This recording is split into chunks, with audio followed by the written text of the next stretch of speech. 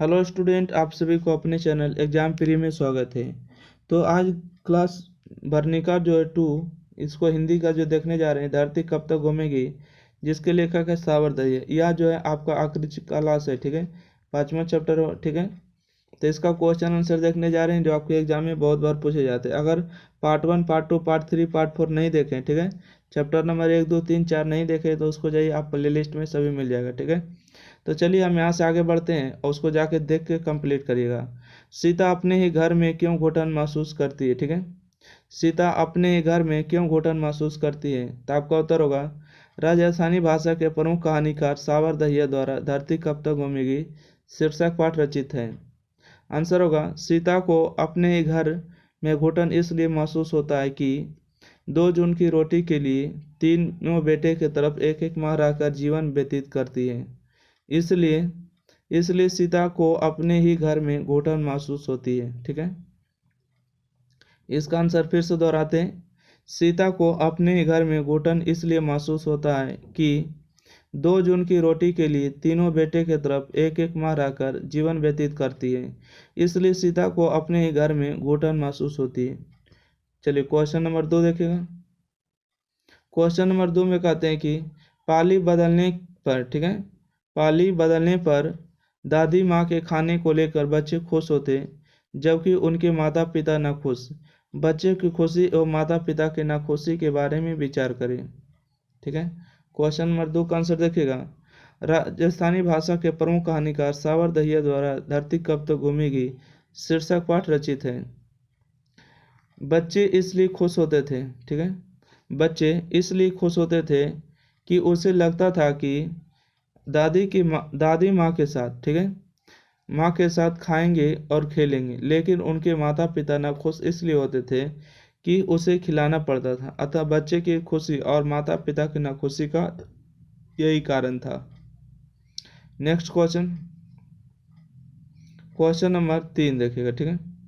Question number 3 में कहते हैं कि इस समय उसकी आंखों के आगे ना तो अंधेरा था और ना ही उसे धरती और आकाश के बीच घुटन हुई। आंसर होगा आपको राजस्थानी भाषा के प्रमुख कहानीकार सावरदहिया द्वारा धरती कब तक घूमेगी शीर्षक पाठ रचित है। आंसर होगा सीता जब अपने घर से परेशान हो गई तो वह अपने घर से एक दिन निकल गया।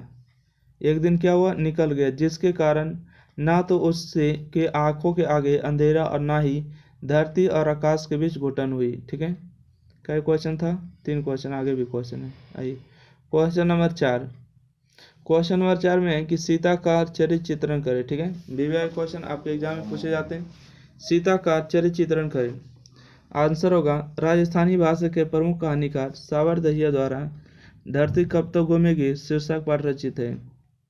आंसर आपको होगा सीता ग्रामीण क्षेत्र की सरल स्वभाव की महिला थी जो अपने बच्चे के साथ सही तरीके से जीवन यापन करना चाहती थी, लेकिन उसके बेटे लोग अपनी माँ के साथ सही तरीके से जीवन व्यतीत नहीं करना चाहती थी, जिसके कारण से सीता अपने बेटे को सुख देने के लिए घर से निकल पड़ा। क्वेश्चन नंबर 4 हो गया। 5 नंबर देखिएगा। क्वेश्चन नंबर 5 में कहते हैं कि कहानी के शीर्षक की सार्थकता स्पष्ट करिए, ठीक है।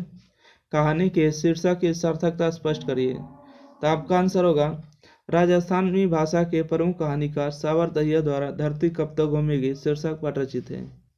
आपका आंसर स्टार्ट होगा इस कहानी का शीर्षक जो दिया गया है वह ठीक है, क्योंकि सीता एक एक माह करके सभी बेटे की तरफ खाना खाया करती थी, जिसे सीता को लगने लगा कि इस तरह की प्रक्रिया कब तक होती रहेगी, जिसके का,